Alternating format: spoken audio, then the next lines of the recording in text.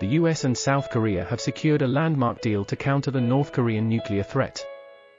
Washington has agreed to periodically deploy US nuclear-armed submarines to South Korea, and involve Seoul in its nuclear planning operations. In return, South Korea has agreed to not develop its own nuclear weapons. The Washington Declaration will strengthen the Allies' cooperation in deterring a North Korean attack, US President Joe Biden said. Concern has been rising on both sides about the nuclear threat posed by North Korea. Pyongyang is developing tactical nuclear weapons that can target South Korea, and refining its long-range weapons that can reach the US mainland. This is Slan News TV. Please subscribe it. The US already has a treaty obligation to defend South Korea, and has previously pledged to use nuclear weapons if necessary.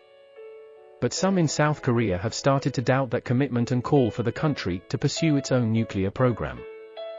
The South Korean President, Yoon Suk-yeol, who was at the White House for a state visit, said the Washington Declaration marked an unprecedented commitment by the US to enhance defense, deter attacks, and protect US allies by using nuclear weapons.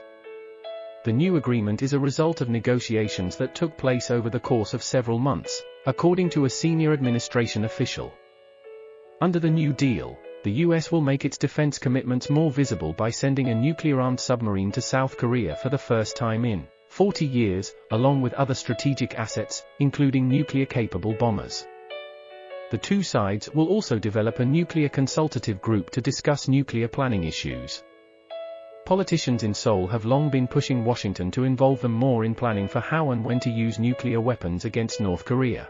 As North Korea's nuclear arsenal has grown in size and sophistication, South Koreans have grown wary of being kept in the dark over what would trigger Mr. Biden to push the nuclear button on their behalf.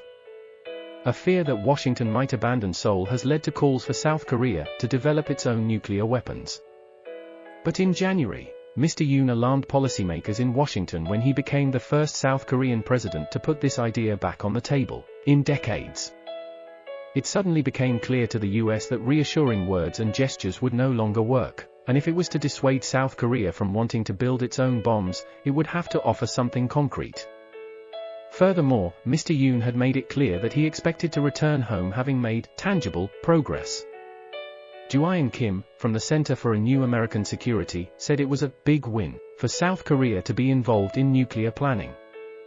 Until now, tabletop exercises would end before Washington's decision to use nuclear weapons, said Ms. Kim.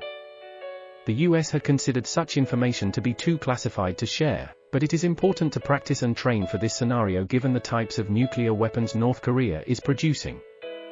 This new nuclear consultative group ticks the box, providing the increased involvement the South Korean government has been asking for. But the bigger question is whether it will quell the public's anxieties. It does not ink a total commitment from the US that it would use nuclear weapons to defend South Korea if North Korea were to attack. However, on Wednesday Mr. Biden said, a nuclear attack by North Korea against the United States or its allies and partners is unacceptable, and will result in the end of whatever regime were to take such an action. In return, the US has demanded that South Korea remain a non-nuclear state and a faithful advocate of the non-proliferation of nuclear weapons. The US sees dissuading South Korea from going nuclear as essential, fearful that if it fails, other countries may follow in its footsteps. But these US commitments are unlikely to fully satisfy the influential, and increasingly vocal, group of academics, scientists and members of South Korea's ruling party who have been pushing for Seoul to arm itself. Dr. Chung Song-chang, a leading proponent of South Korea going nuclear, said that while the declaration had many positive aspects, it was extremely regrettable that South Korea had openly given up its right to withdraw from the Nuclear Non-Proliferation Treaty, NPT, adding that this had further strengthened our nuclear shackles. President Biden said the US was continuing efforts to get North Korea back to the negotiating table.